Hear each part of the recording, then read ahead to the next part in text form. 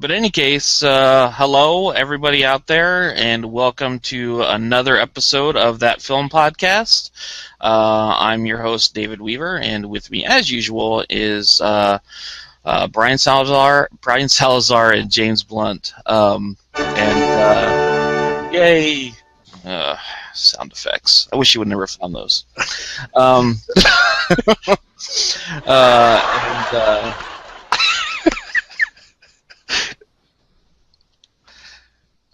Completely thrown Dave off. No, actually, no. I had the window open on for our stream, and I started hearing myself, and that was throwing me off. So I had to close that. So sorry about that. Let me bring up my information here. So, but anyways, yeah, we are going to be this week. We are going to be reviewing the new film Godzilla.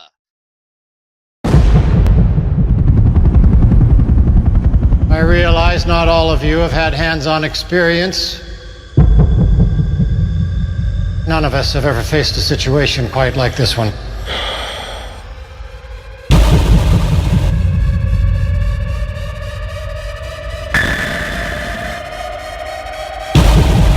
I know many of you have family and loved ones still in the city. Your courage will never be more needed than it is today.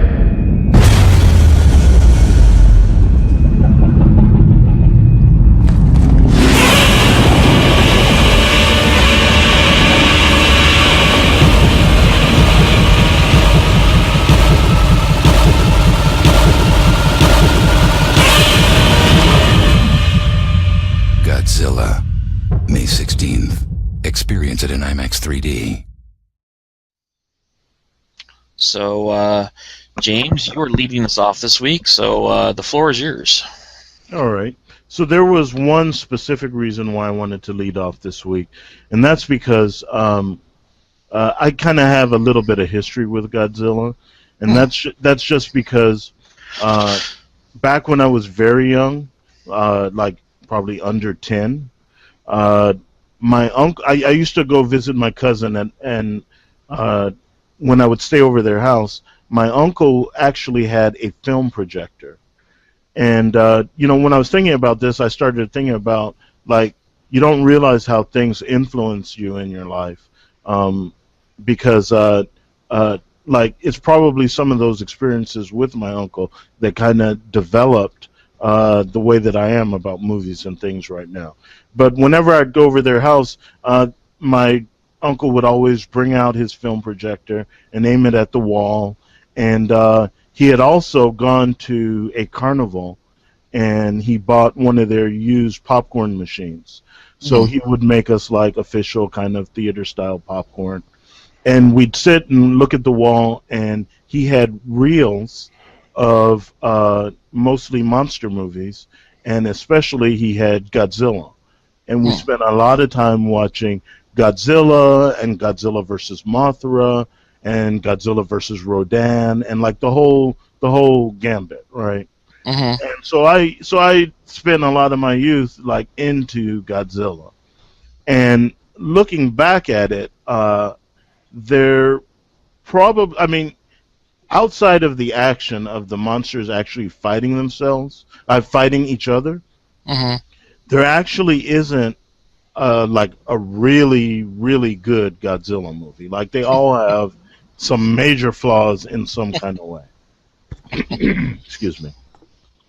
And so to go into this movie and to see it for, what it was, what they presented, and to come out of it thinking that this might be the best Godzilla movie that they've ever made, that's actually like a very strong statement, but on the other hand, maybe not so much because of what you're comparing it to. And part of my issue going into the movie was I was concerned about the side story, the story about the people, and I have to say that was pretty justified, because on the one hand, you have the Bryan Cranston character, who there is a good reason why his character would be very interested in Godzilla, and why we, the movie viewer, would be watching him in his little quest. Mhm. But there's no real good reason why we would be watching his son and his daughter-in-law and his grandson. Like, we have to watch them through this whole movie also. And like I said, there's no good reason why we should be interested in them. And those are kind of some of the times when my interest really waned in this movie. Mhm. And but on the other hand, I feel like they did a really good job. Like those movies that I used to watch with my uncle and my cousin, those were mostly Japanese, and they were in Japanese, so we really didn't understand what was being said or anything.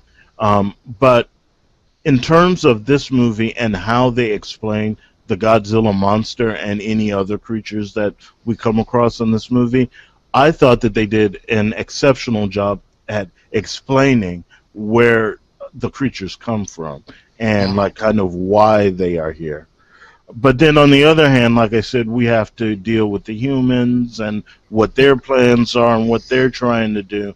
And some stuff just doesn't make sense. Like the military has this plan that completely goes awry, and no one at any time says like, well, that didn't work. But I mean, they just kind of go on about like doing what they're doing without admitting that they're screwing everything up. Um, and uh, and like I didn't even understand like how certain things were supposed to work. Like at some point they're delivering something on a train, and when the train gets destroyed, then they bring in a helicopter and just pick it up and take it to where it's supposed to go. Like, why didn't you do that in the first place? Mhm. Like I didn't understand a lot of this stuff. Like it seemed like it didn't make sense. But then you get down to the actual action, the fighting of monster versus monster, and I think that is where this movie really shined, because it has some of the best. Well, of course, when you're talking about the Godzilla movies of the 50s and 60s, they're not going to be able to do the things that we saw in this movie. Mhm. But in terms of the fighting scenes and the effects and the things that these monsters do, I thought that it's some of the best monster action that I've seen in a movie, like in a movie, especially like a Godzilla movie. Um, there is some carnage that's going on.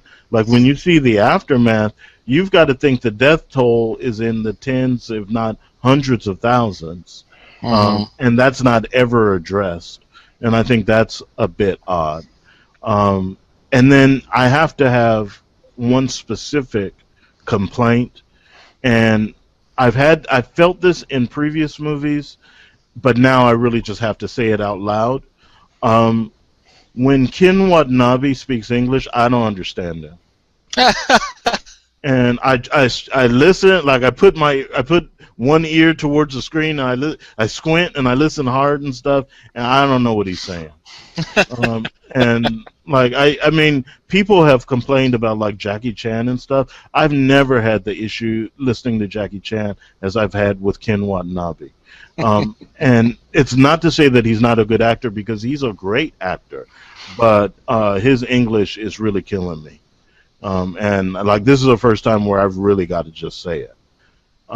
And so overall, I enjoyed this movie. I feel it's very flawed when you look at like the stuff that the guys behind X-Men don't want you to think about, like the continuity and all of that. I think there are major continuity problems in Godzilla, but as a summer movie, as a monster movie, as an action movie, I think it works on those levels.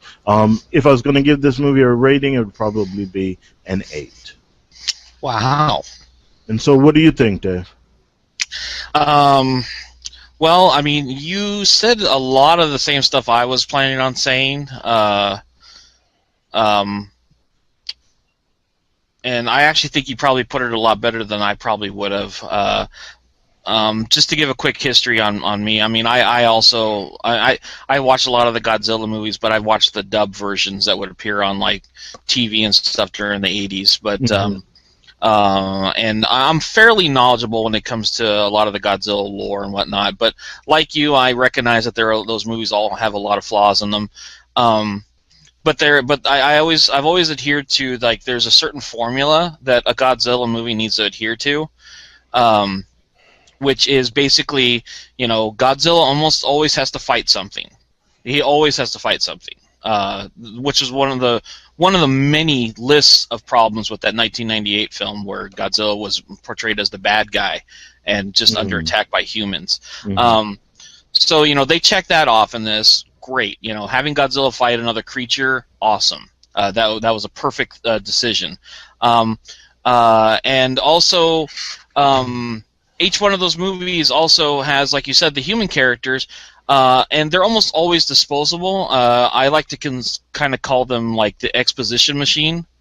They're almost always there to try and explain to you about the new monster, and basically get you from point A to point B, and to the point where the final third act is basically this big throwdown between Godzilla and whatever monster they have him facing off against in any particular movie that he's in. And I think this movie follows that criteria a little bit too closely. Like you said, the human characters in this, aside from Bryan Cranston, who I think is probably the most interesting character in this film, and for reasons I can't go into right now, he is not utilized nearly as much as he should have been. But like the son and the wife character and this and their kid could have been completely left on the cutting room floor. This movie didn't need any of that. It is basically your typical disaster movie setup where you have every single member of the family. They're all in distress, but they're all separated from each other. It's like, for some reason, like that scene on the Golden Gate Bridge, we needed to know one of the kids in that bus in order for us to be on that bridge for some reason. And same thing with, like during the attack on San Francisco, it's like we needed to, be there with the guy, what's the character's name? Ford, I guess. I think his name's Ford, yes, with his wife on the ground in order to, see what's going on there. It's like that. Those could have all been faceless characters. It didn't matter. And on top of that, I think the character of Ford is like, I don't know. He bounces all over the place in this movie, and there's really no real rhyme or reason why he's able to do this. I mean, he's always hitching rides places. It's just like a matter of circumstances always put him right in the middle of whatever crap is going down. And that got instantly annoying very fast, especially that scene in Hawaii where the kid gets left on the train without his family. And like that was clearly just set up so to give him somebody to try to save during some sort of catastrophe. And immediately after that scene's over, like in an entire island full of people trying to find each other, he just lets the kid run and he immediately finds his parents. It was all ridiculous and very eye-rolling. And as far as the military aspect of this movie, I can't remember the last time, even not just a Godzilla movie, but any disaster movie or any movie dealing with some sort of like supernatural thing going on, where the human characters, not only were they just used for exposition to explain things to us, but they were entirely useless in this movie. Like nothing they did or even attempted to do affected anything that was happening with the monsters. And the fact that we were so focused on their story for so long in this movie really emphasized to me how pointless and useless they were. As a matter of fact, the one thing they did try to do, which involves a nuclear bomb, actually ends up helping the bad monsters more than it does hurt them. So, in fact, they create their own catastrophe to have to resolve later on. It's all really ridiculous. I think it would have been better had the military side of things and the human side of things been more focused on the science and the military, right? Than this family. I know they tried to do this family thing. I don't know if you guys noticed this or not, but the director of this film, Gareth Edwards, he clearly was highly influenced by Steven Spielberg. There are a number of Spielbergian touches throughout this film, from the opening helicopter shot that was really reminiscent of Jurassic Park to the opening scene, which happened to have a dig site just like Jurassic Park, and even the scene on the bridge when the guy starts wiping the mirror down, wiping the glass down so you can see through. It was very reminiscent of the scene with Jeff Goldblum wiping down the window to see the Tyrannosaurus Rex. And I could go on and on. The scene on the train tracks when the monster is coming up real close to them, and it's like eye to eye with them. Another reminiscent scene of the T-Rex scene. There's a lot of Spielberg touches throughout this film, and I think, oh man, I lost my train of thought there. Sorry. The humans suck in this movie. Yeah. Except for maybe the first 15 minutes of the movie. Then after that, it's like, oh boy. Yeah, it's really a letdown. And the thing that does save it, though, and James, you're exactly right. The monster stuff in this movie is excellent. The creatures, I don't know if it's a spoiler at this point anymore that there are other creatures in this other than Godzilla. I know they've been showing. We almost couldn't talk about the movie if we didn't say that. Yeah, which they call mutos, which I think is an acronym for massive unidentified terrestrial organism. I think was the term. Do you like the fact that they kind of look like all the American-built creatures? Very much Cloverfield's monster, and very much like Super 8. Yes, I was exactly going to say the same thing. They were very similar to those. I just wonder if that was kind of a jab too. I don't know. But I mean, I think it was a good move not putting a not putting a recognizable Godzilla creature in the movie, because I think they just wanted something for Godzilla to beat down on and kill.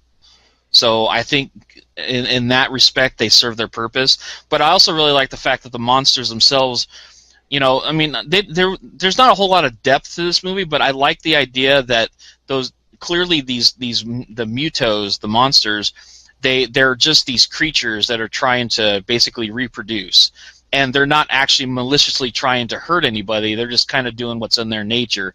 And I like the idea that Godzilla is just pissed off that they're doing this on his backyard.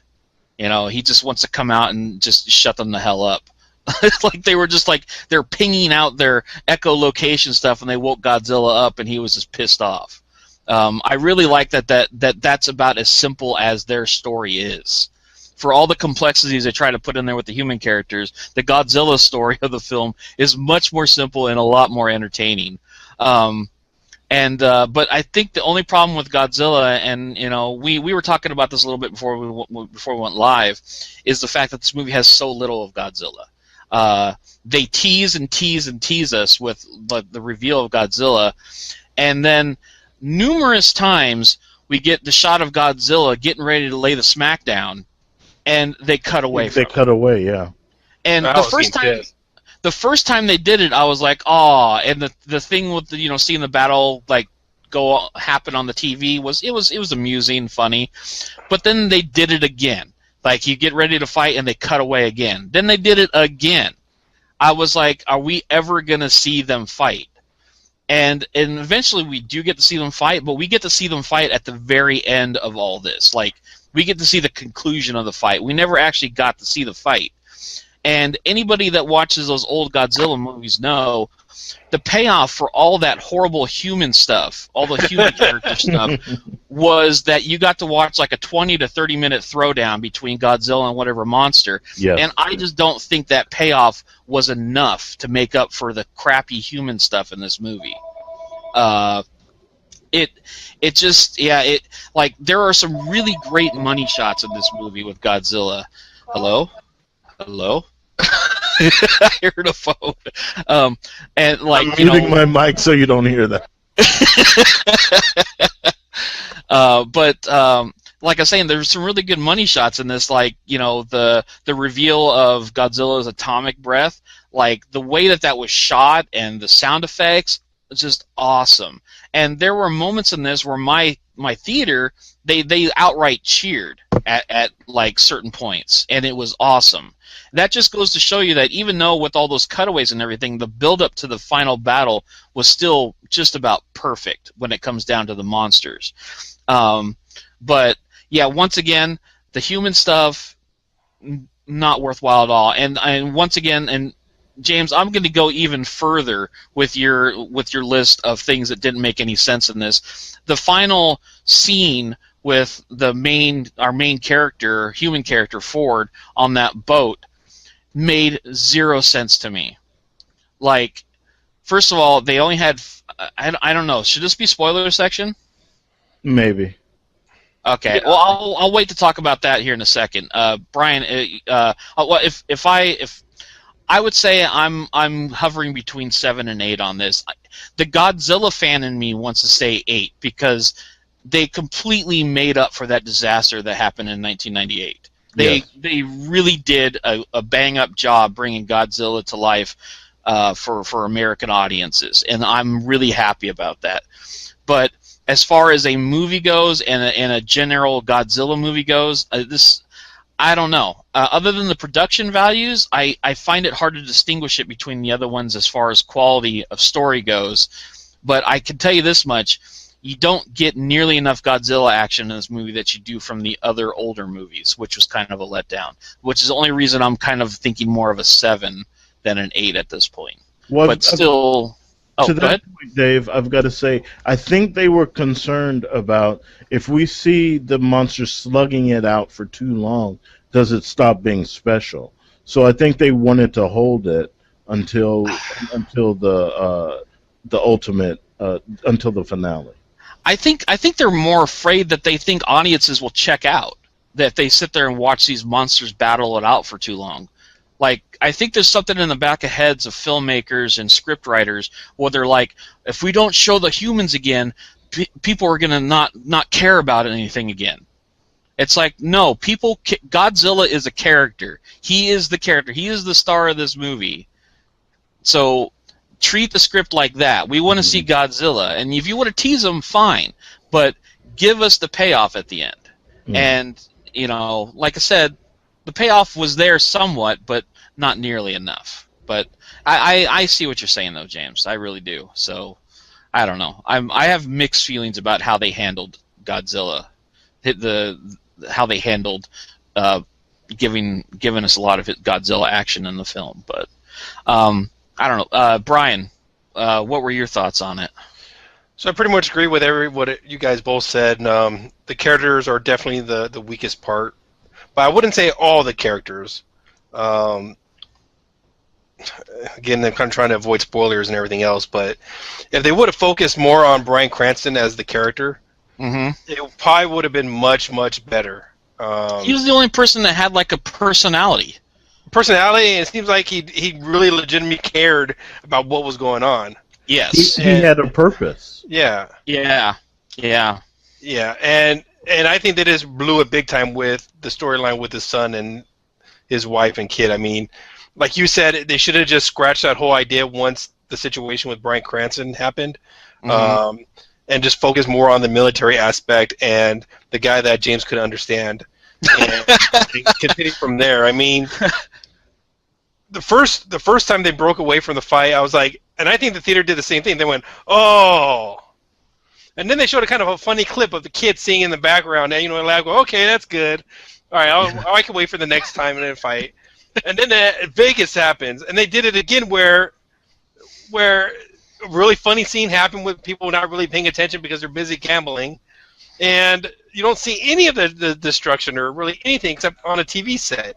Now, I could look in the background and say this is maybe used because they're trying to save some money. And that's the reason why they didn't show that much stuff. But I wouldn't probably mind those type of scenes if I didn't have to really go back to those characters again. Yeah. Does that make sense? Yes. Yeah, okay. That makes it. If we had a character like Bryan Cranston's character to follow throughout the entire movie, I think I would have been much more appeased with those cutaways. Right. And like you said, it was just very annoying that how everything was convenient of where that main guy was always at. Yeah. Oh, what do you mean? I could jump on a train here? Oh, there's an attack in Hawaii. I'm there. Okay. And it's like it's the same tired formula that we always see. Yeah. When you knew that, when they should have known that people were there to see Godzilla, and you made the comment before that the Fiat commercial shows more of Godzilla than maybe the actual movie shows Godzilla. Now, of course, you're just joking around. There's actually probably a little bit more of Godzilla in the movie. Yeah.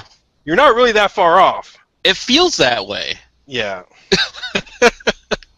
And I don't know. And like you said, the annoying thing too is how the typical military doing the wrong thing constantly, causing more trouble than it's worth. Don't you think after like the 5th time they encounter these things and their planes dropped out of the skies, they would stop flying around it? Yeah. It hits all our power. I don't know. Let's just fly our helicopters and attack jets into it. See what happens.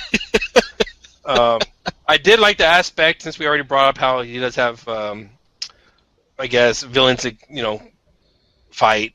I did like the aspect of them not really explaining that in any of the trailers. That's a positive. Yeah.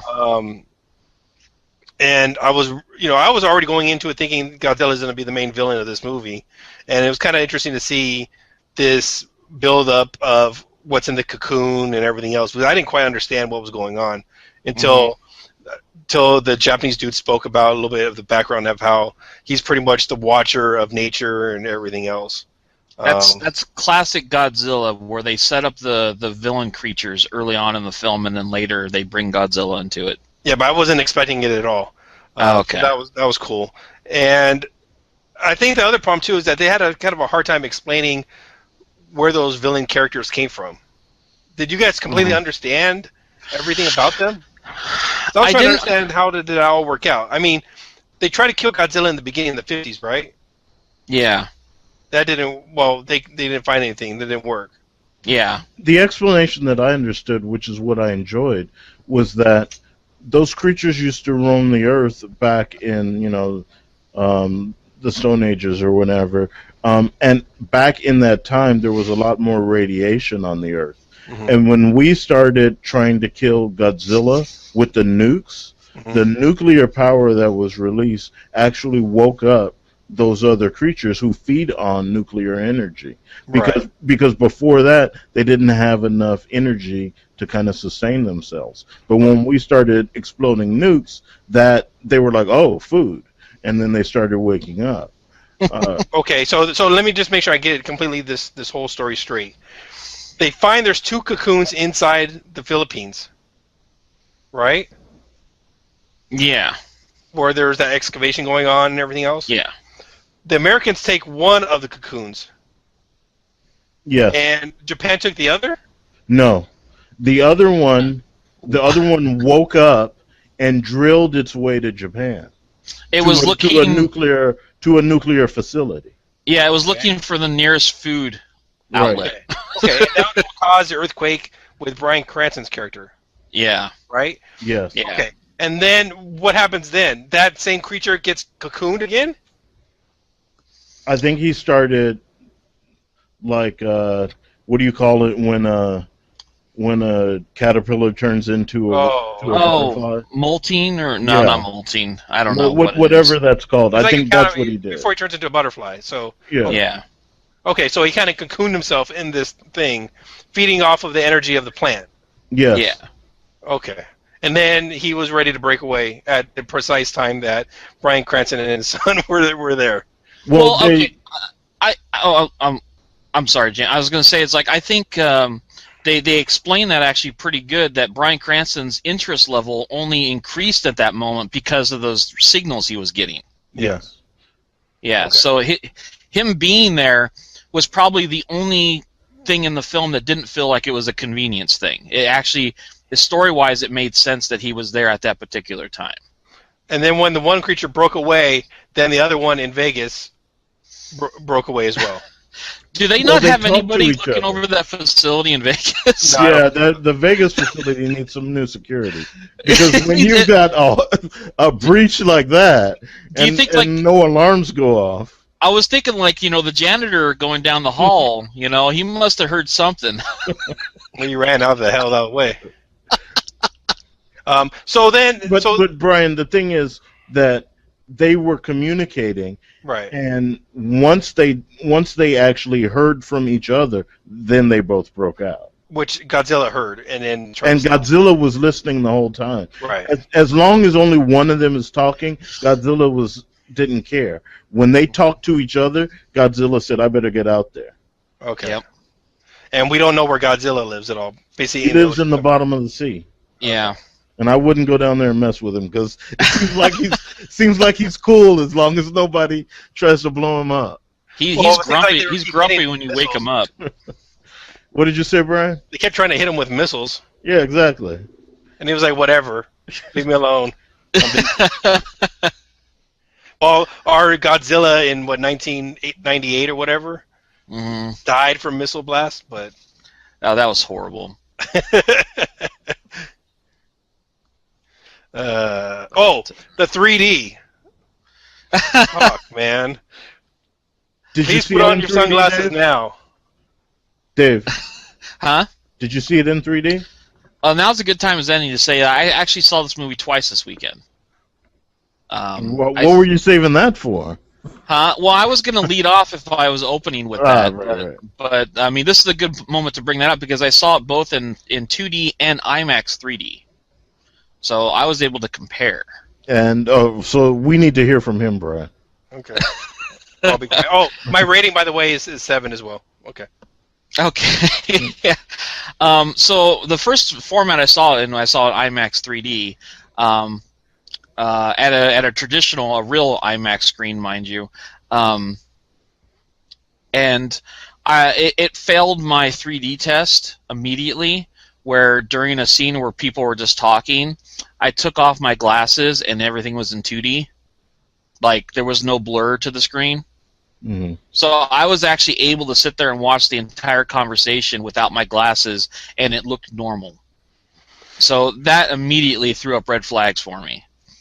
But then later on, I think during the scene on the train tracks, I think was the best 3D in the movie, and that's not even saying it was good. But it was the only time where I was almost able to make out some 3D effects, especially during that overhead shot where they're walking over the train tracks while they're trying to see if the tracks are still those still train there. tracks. Okay. Yeah, that was probably the best 3D I saw in the film. But watching it again in 2D, I didn't feel like I lost anything. The only thing I was missing was the big screen. If it was a big screen in 2D, I wouldn't need the 3D at all. This movie did not need 3D, in my opinion. It was pretty, it was pretty 2D for most of it. So. Yeah, I think the guy behind us after the movie made a comment too about that. I forgot You what it cut was. out for a second, Brian. What did you say? I said the guy behind us in the theater made a comment after the movie too. I see. Yeah. I mean, I was so psyched to go see this in IMAX, and the fact that they only have it in 3D in IMAX really blows. And then I was even looking for when I was going to go when I had the opportunity to go see it again.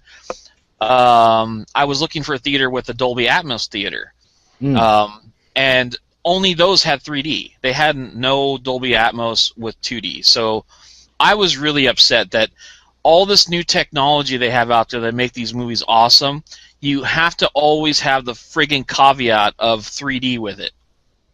And that pisses me off. So they could charge you $20. They can charge me whatever they want, just don't make it 3D. Yeah. That's my thing. It's like, give me the choice to see it in these awesome formats like Dolby Atmos and IMAX without 3D. That's the thing that pisses me off. Again, my Krikorian Monrovia theater that has the Atmos is 2D Godzilla. That's awesome. And that's their big theater assigned seating only. That's awesome. So they know not to do 3D in that theater now. I think this is the last movie I'm going to see in 3D this summer, aside from maybe How to Train Your Dragon. I think that's probably the last one, only other one I'm going to see in 3D. I don't know what other 3D releases there are going to be.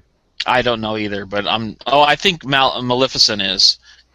That was really weird, by the way. The trailers for in IMAX, the first trailer they showed was for Maleficent, and it was 3D. So we put our glasses on. Then immediately after the trailer was over, it told us to take our glasses off. and like every trailer after that was in 2D, and then we had to put them back on again for the movie. I was like, They usually wait until the end. yeah, I've never seen a message, take your glasses off. Yeah. Oh, did you guys have the special Godzilla IMAX introduction? Yes. Yeah, that was awesome. That sounded awesome. Yeah. So, I don't know. Are we going to spoilers, or are we just going to cut it? No, I want to talk about a couple things in spoilers. Okay, hurry up. So yeah, okay. If we're gonna go in the spoiler section now, if you're leaving us, I haven't done this in a while, so I'm gonna do a couple plugs. If you're leaving us at this moment because you don't want to hear anything about the specific story points of the film or whatnot, head on over to lightsremoteaction.com and you'll find all the links to our YouTube channel, our podcast on iTunes, and everything over there, along with my written reviews for all the films we talk about. But if you're sticking with us, then so be it, because we are now heading into our spoiler territory.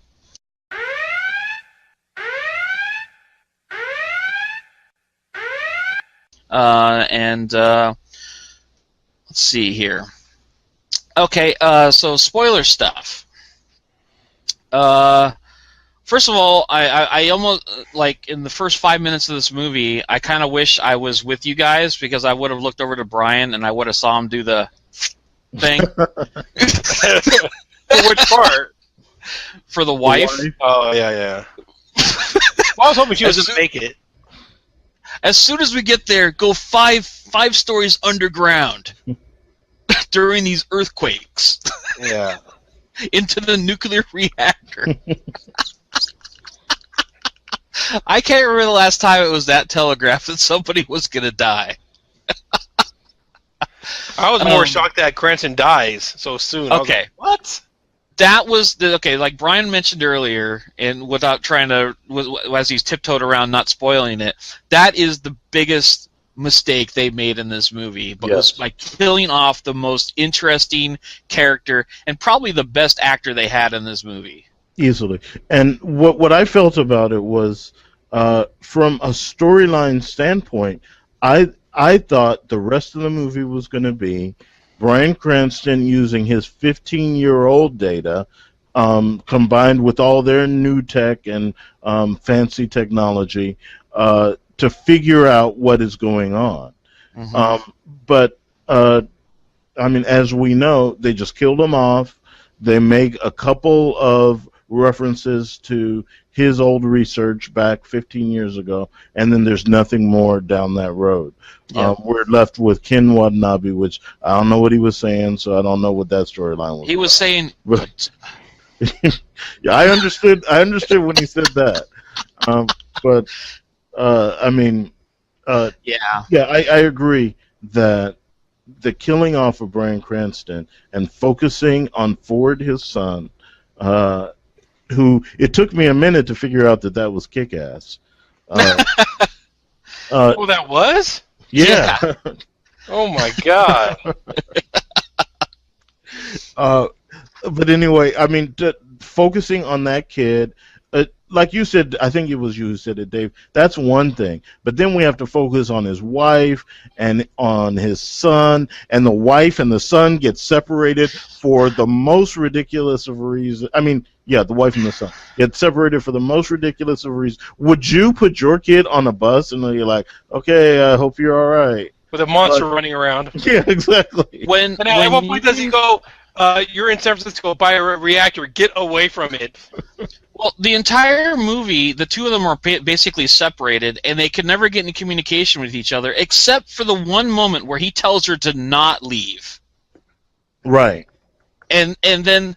Stay there, I'll come get you. Yeah, so if there's one thing you should never do in a disaster situation when you have three gigantic skyscrapers tall monsters heading towards you, is stay in the frickin' city. It's like, who tells somebody that? What was he going to do? He was in the military. He had a job to do. Was he going to bail on them and go pick up his wife? Well, at that point, he didn't think that he had a job to do because he wasn't on duty. He was a rider. He was. When he talked to her on the phone, he was already in his outfit. He was already dressed up, ready to go ride that bomb. He was I'm saying that he that was a decision of his, though. He wasn't obligated to do that. Oh, okay. But yeah, I was, and the fact that they cooked up that scenario just so she would get separated from her kid, saying, "Oh, I can't leave. Ford told me to stay. Here, take my son." It's just eye rolling left and right there.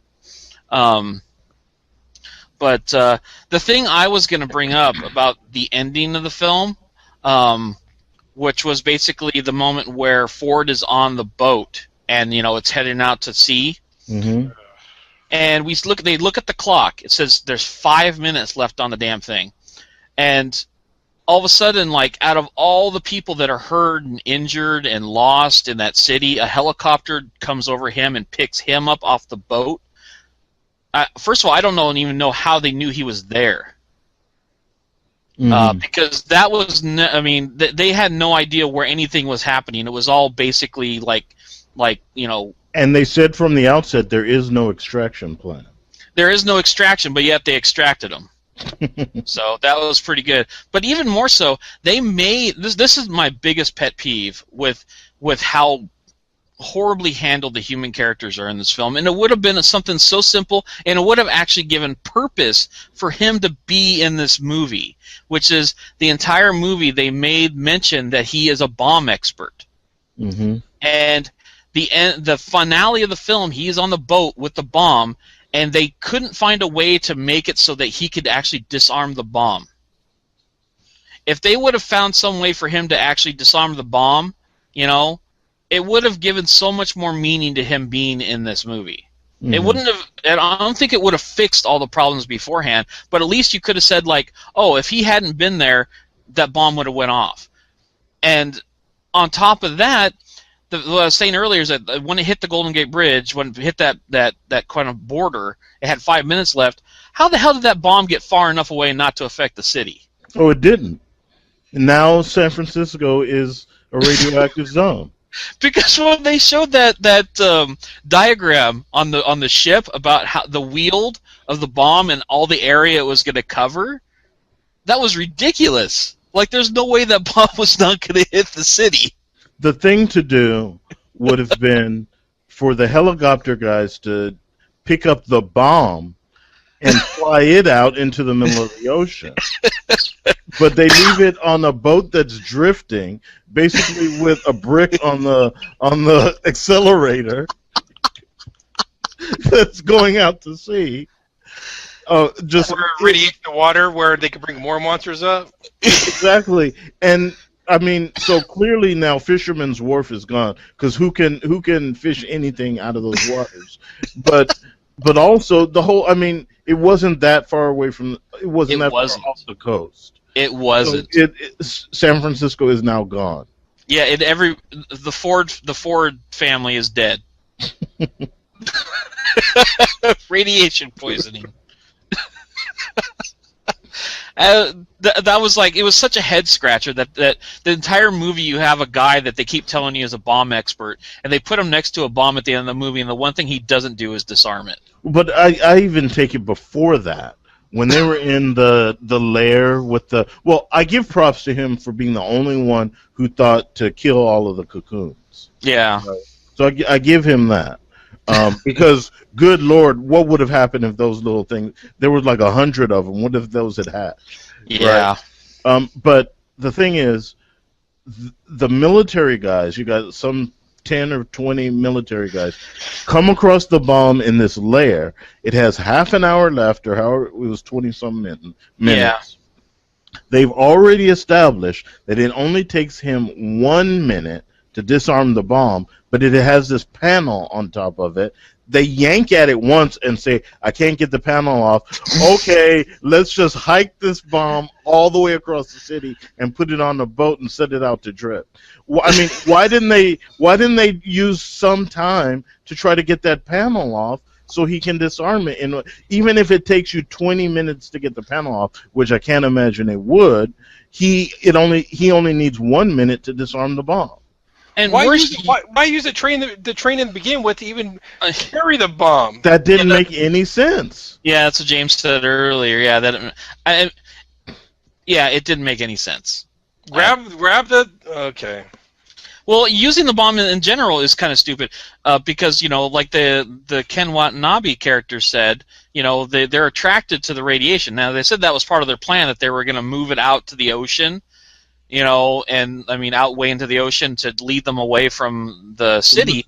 But it's not like you have a switch to flip on the radiation. It's like they're going to hunt that thing down no matter where it's at, so they're not going to come after it when you want them to. But here's the other stupid thing I thought was when they hatched this plan that we're going to take these big nuclear bombs out to the middle of the ocean, the monsters attracted to radiation are going to come out to the middle of the ocean, then we'll blow them all up, right? That's their plan. Yeah. But I didn't know that this was going to be done by timer. And they're going to set the bomb to an hour and a half, right? And then, how come they don't just wait until the bomb is in a good place and like flip a switch and detonate it? Why does it have to be the 90-minute timer? And so that creates this whole situation where, oh God, they didn't do what we thought they were going to do. They actually buried the bomb in the middle of the city. And now we have to try to go and deactivate it. And with the 90-minute timer, well, who's not to say that the monsters wouldn't have just picked the bomb up in the ocean and brought it back? Exactly.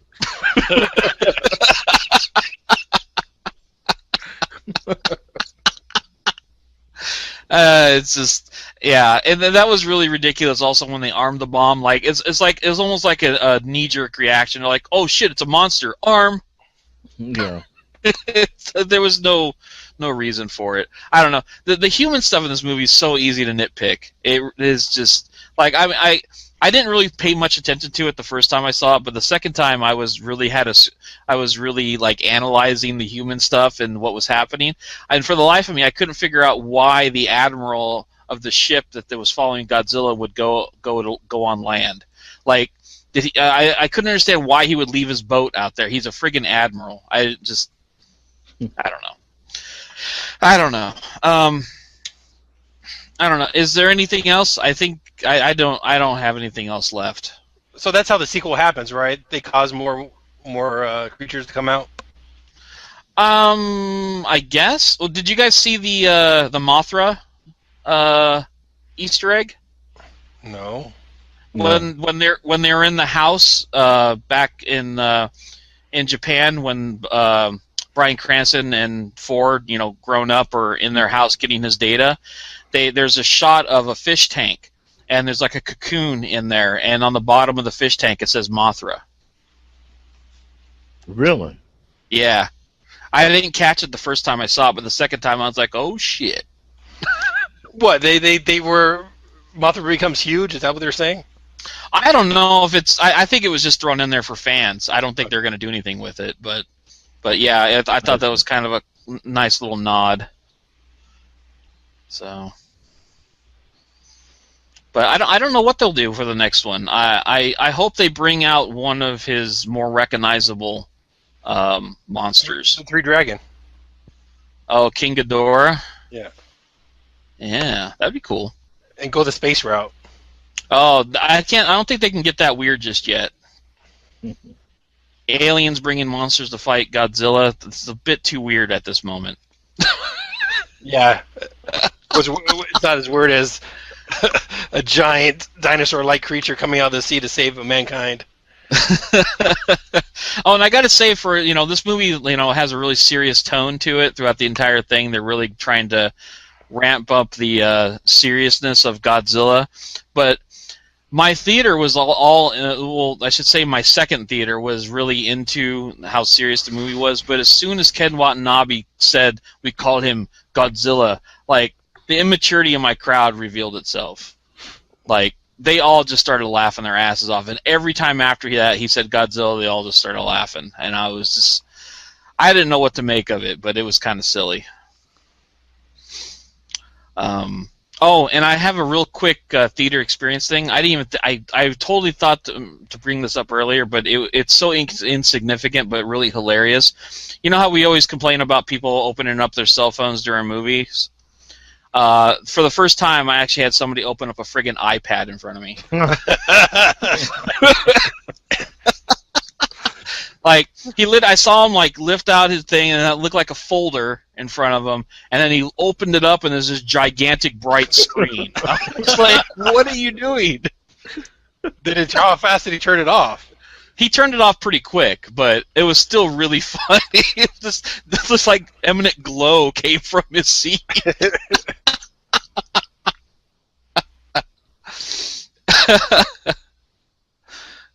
James' neighbors were smoking marijuana, so that was pretty good. Oh, that's good. They not in the theater. We have to say that. I mean, Well, they were in the theater, but not in the seats area. right. Oh. What was happening was, almost from the start, like there were 6 people on the left of us. Almost from the start, like one of them would get up and leave, another one would get up and leave, then the one would come back, and they were just constantly up and down, up and down.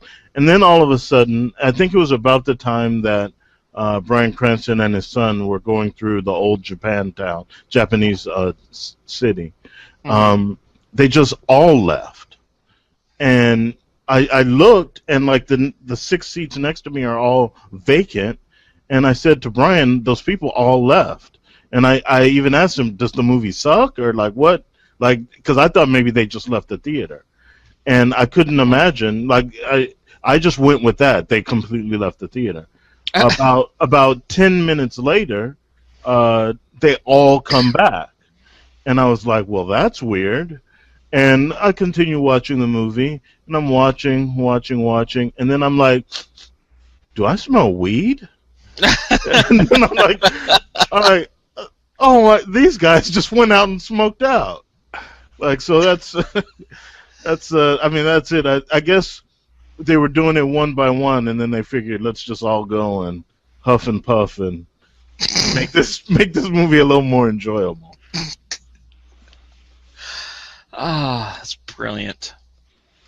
And it was definitely during the human segments of the film. That's the time. That's the best time to toke up. do it.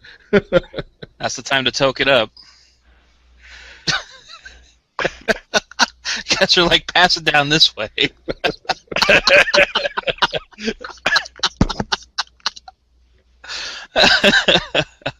But okay, I think we're safe to end this. And Brian, we're going to get you out of here right on time. Perfect. Yeah, I mean, next week we're going to be doing X-Men Days of Future Past. That should be an interesting one, to say the least. Yeah, I think opinions and expectations are all over the map for this thing. And I think James will be starting it as well. So going into this, I was expecting no continuity.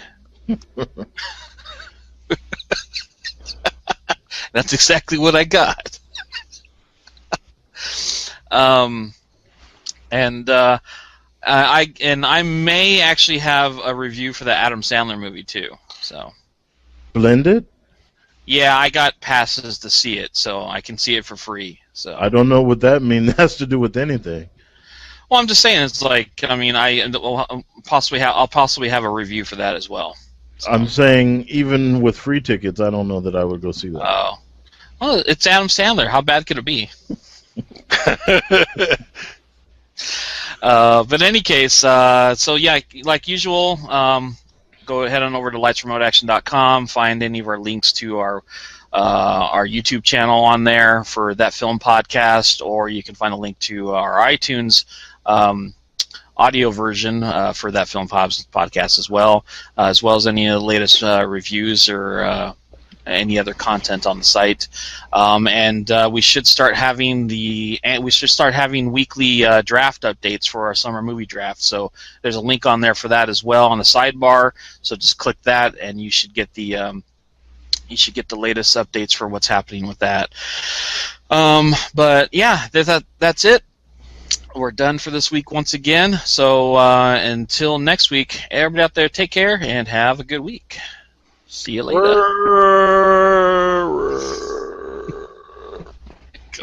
Oh my God.